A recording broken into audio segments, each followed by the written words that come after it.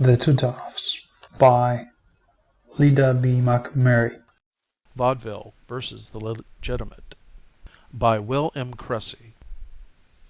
A few years ago a handsome, immaculate young man came over to me as I was sitting in the office of the Adams House in Boston and said, "Mr. Cressy, my name is so-and-so.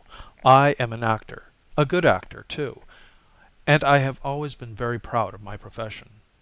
My mother is one of the most popular actresses in America today, but last summer I had an experience that set me to thinking a little. As you were mixed up in it, I am going to tell it to you.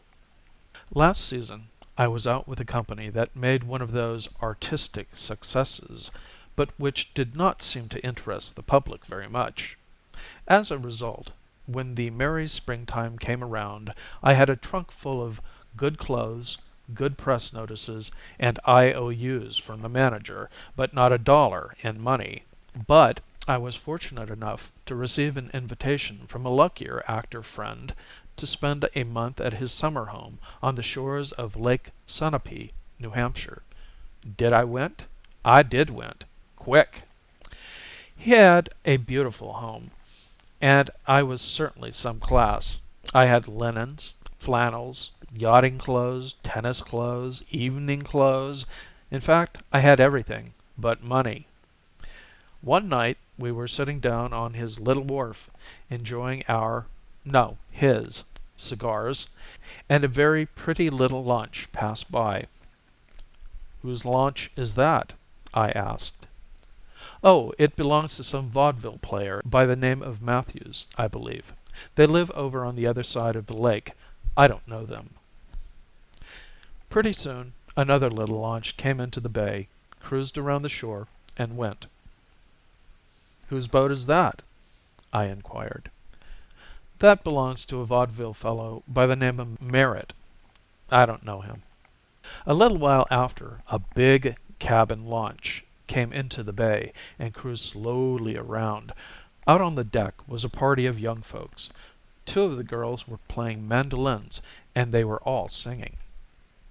"By Jove!" I exclaimed. "That's a beauty. Whose is it?" "Oh, that is Will Cressy's boat," replied my friend impatiently. "He is another of those vaudeville people. There are a number of them over across the lake there, but we don't know them at all." I sat for a while, thinking.